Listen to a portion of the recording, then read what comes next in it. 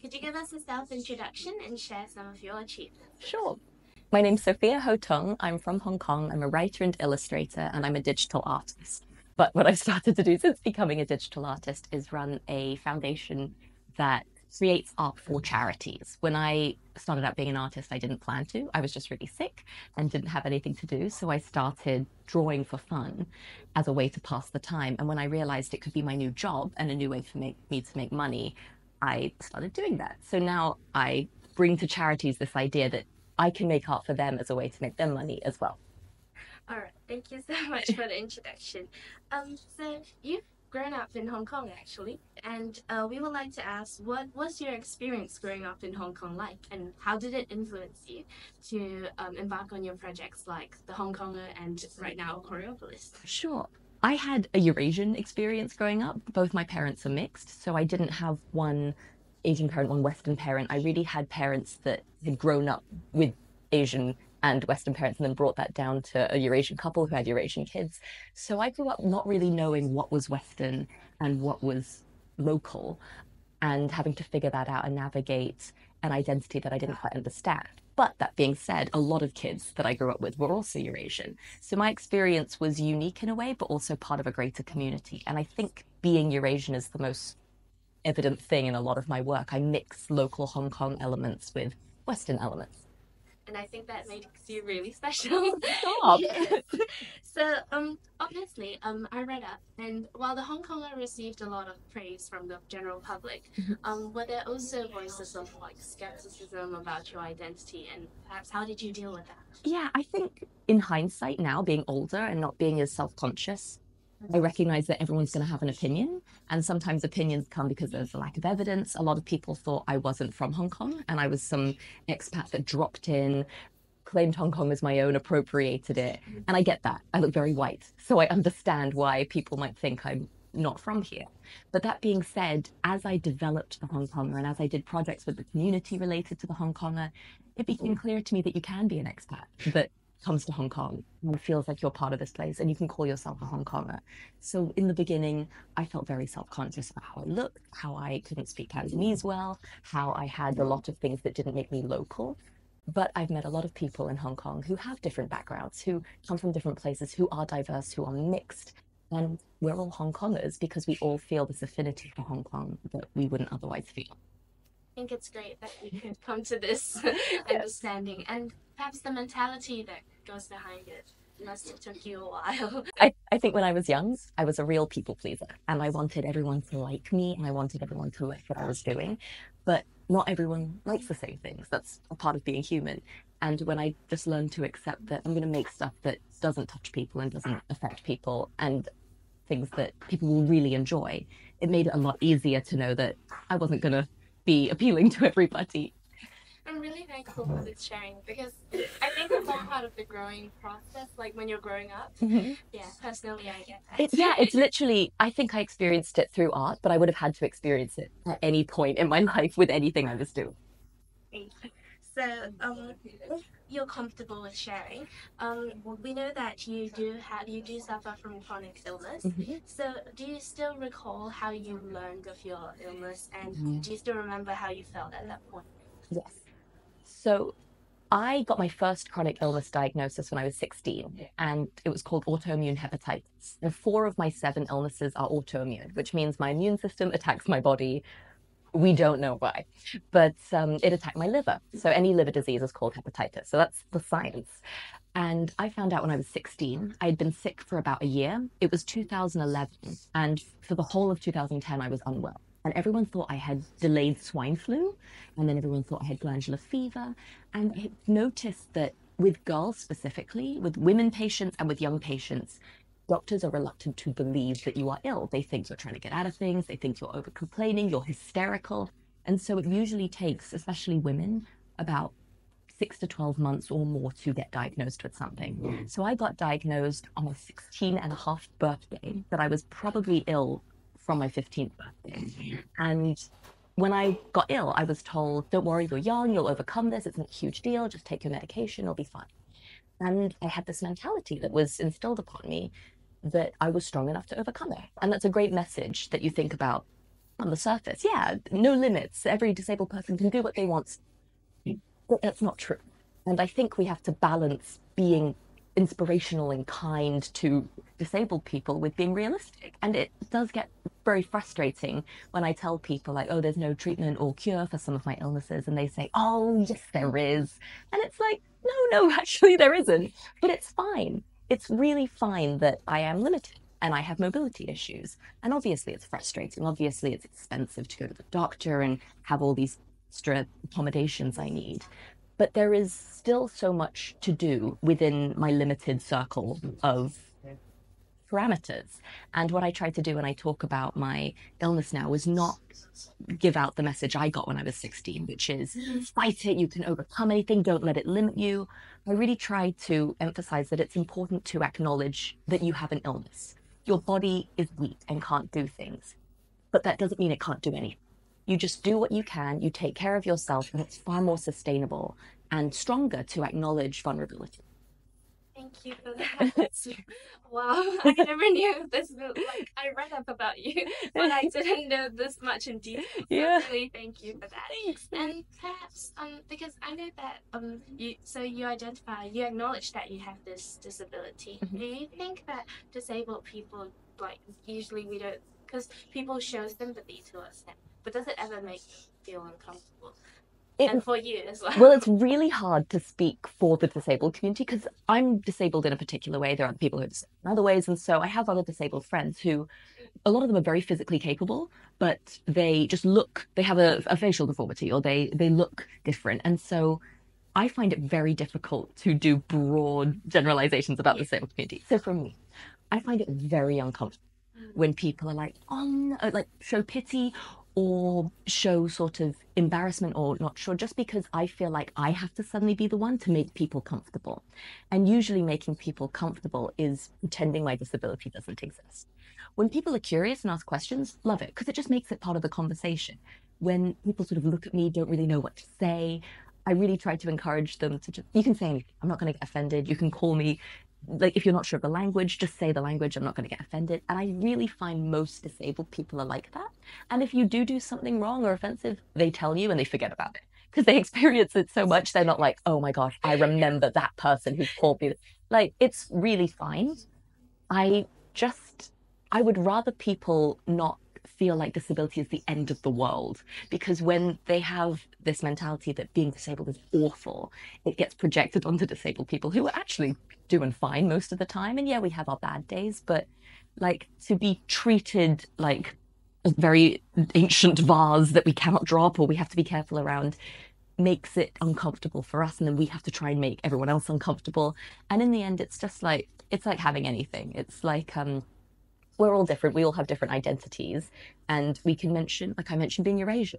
I mentioned being a woman. I can mention being all these sorts of things, and it doesn't have the sort of awkwardness of disability. I think because there's more education on it.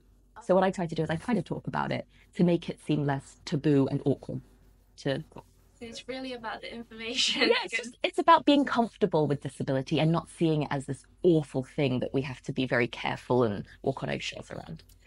So, also on the topic of disability, because as an individual with a disability, most people would expect that you would be receiving aid from others, but actually, you started up your own charity fund, and perhaps could you share your inspiration behind it and what are your future plans? Yeah, so two main things I noticed was as a like I mentioned this earlier, but when I was sick, I didn't realize that art could actually make you money. I was always told being an artist, that's not a good career.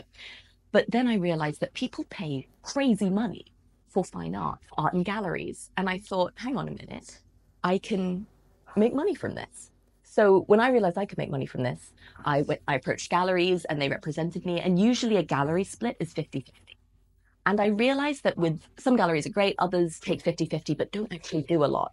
You're making the art, you're printing it, you're framing it, you're coming up with your own strategy to sell it, you're doing the marketing, and you realize that you're doing way more than 50%. So I was a little frustrated at times when I would do collaborations and relinquish 50% when I thought I was doing maybe 90%. So I thought, what exactly is are these galleries bringing? And usually it's an email list and a venue.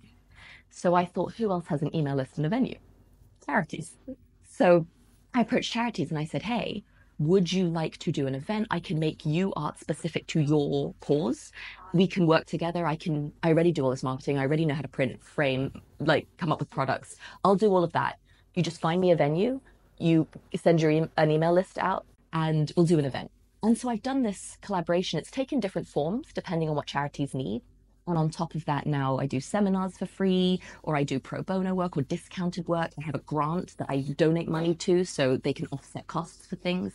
And that's kind of how it grew out of it. But I remember feeling so trapped and small and worried because I was 25 and didn't have a job and didn't know what job I could do, and realizing I could make money from art. And that's a similar position that charities are in. They need to make sustainable income.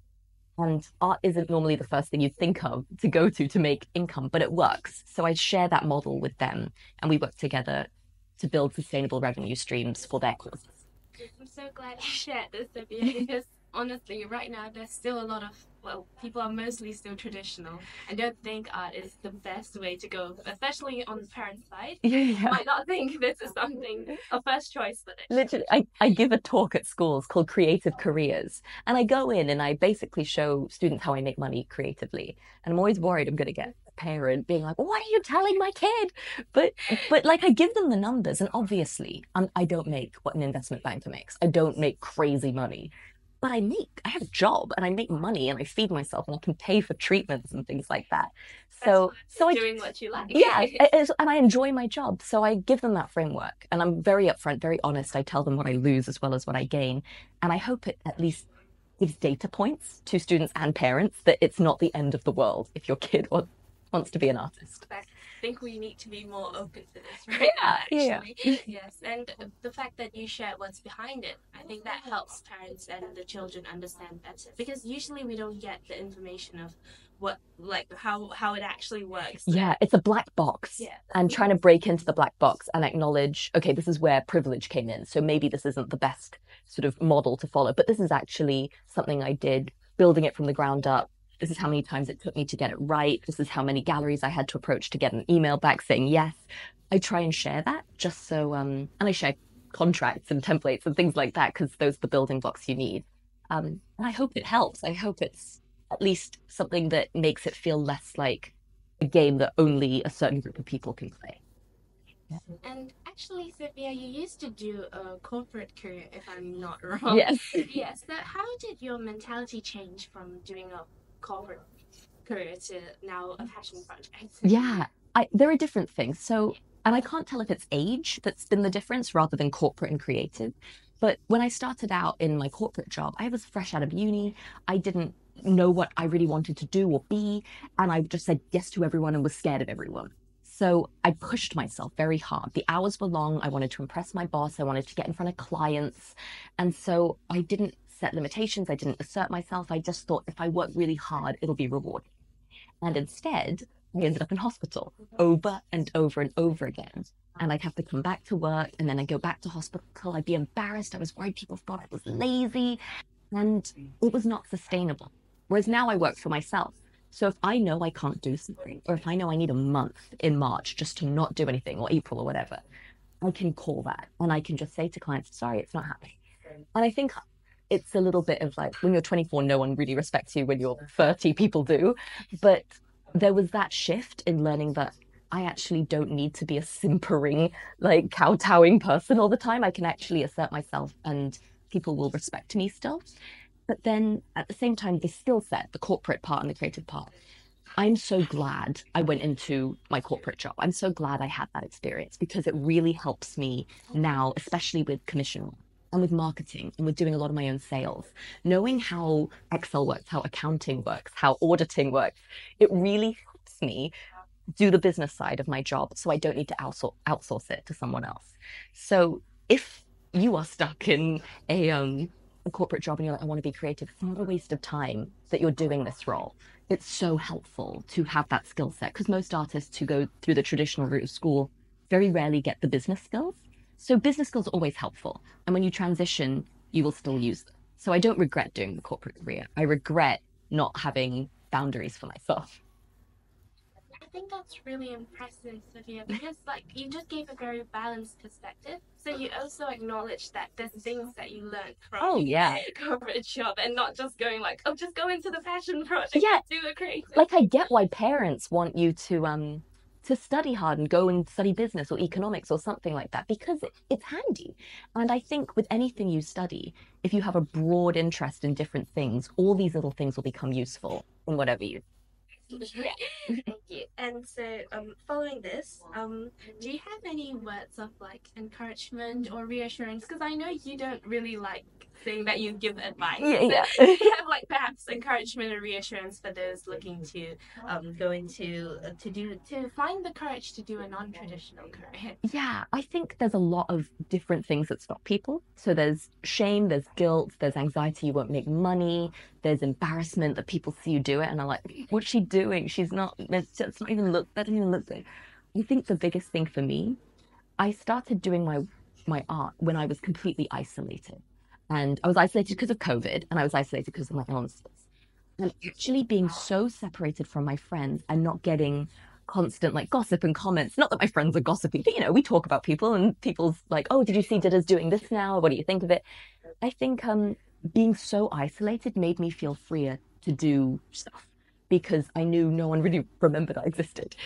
And I think growing up as well, in school, I used to worry all the time what people thought about me. But actually, no one's thinking about you. No one really is thinking about you as much as you think they are.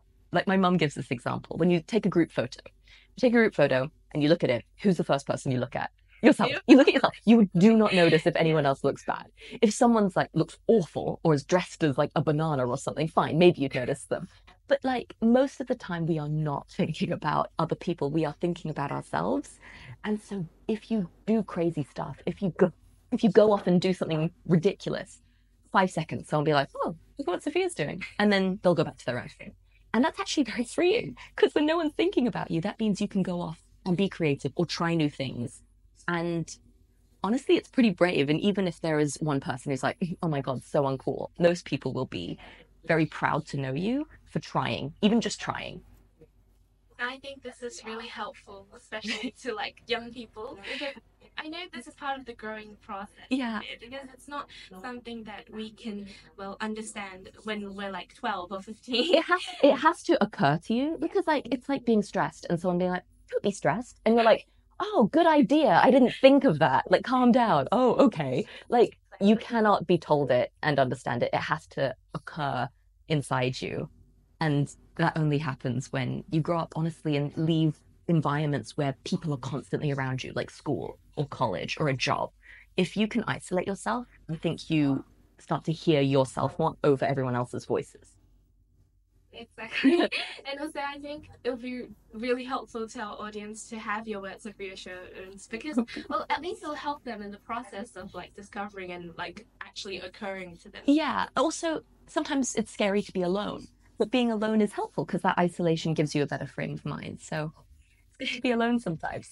And maybe the last question for you is because well, personally, I felt this too. Usually, when a hobby becomes a task, Yeah. it loses its spark, and you just don't feel like doing it. So, how do you keep like your passion for art while having such a busy schedule to Yeah. make it your career? So I'm a very like rule framework person, like to the point where if I don't have my planner, I'm like, where's my planner?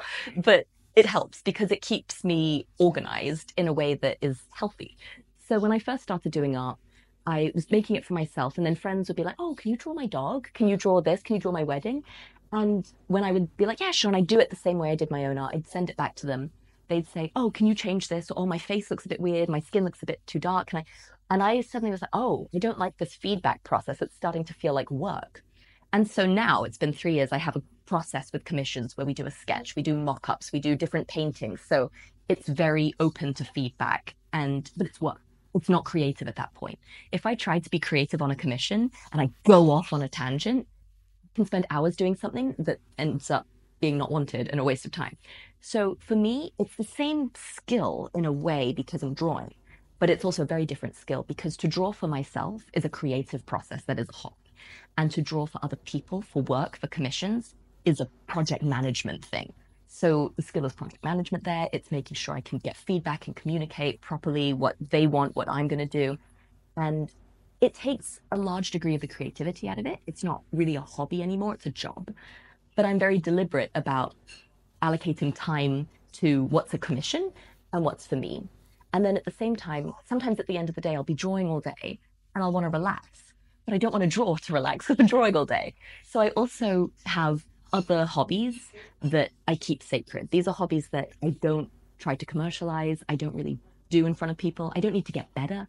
I don't tell people about them. I might record myself or do like pictures of it, but it's for me to see my own progress, if any. And for me, it's music. So I really like playing guitar and I like playing the tuba. So I do that for myself. And I did a performance at my latest show, Choreopolis, on my guitar. I think that's the first time I've performed on my guitar since like high school. And it's because I just don't want it to become a thing that I have to feel pressure to do.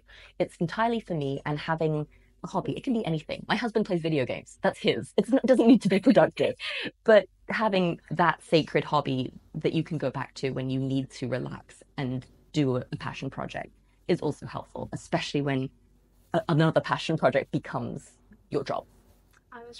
I just got enlightened yeah, because it's something that I think many people deal with right Yeah, a now. lot of creatives deal with it because we go into it being like, this is fun. Imagine doing this as a job. And then you're like, oh no, my hobby got ruined. It's a job. Yeah. So, thank you so much for Thank you. that. And to wrap this all up, is there one message you would like to leave for our audience? This is okay. This is a message that is in my show Choreopolis, and it's about circles. And again, it's one of those I feel so old because I keep being like, it comes with age. But I really think having gone through like having made it to 30, I things like things come back around. Everything, whether it's an opportunity you miss, whether it's a bad thing that you feel like will never end, it ends. It's very Buddhist, like impermanence and that sort of thing. But things cycle, good times end, bad times end, opportunities come back around, failures get forgotten. And I think the longer you just hang tight on the ride, you hit good parts again and you just appreciate them because you know a bad part will come, but that bad part will lead to a good part. And that's how I try to see my relapses and remissions with my chronic illness, but also how I try to see art sales or anything in my career or personal life that might seem bad or too good to be true throughout time.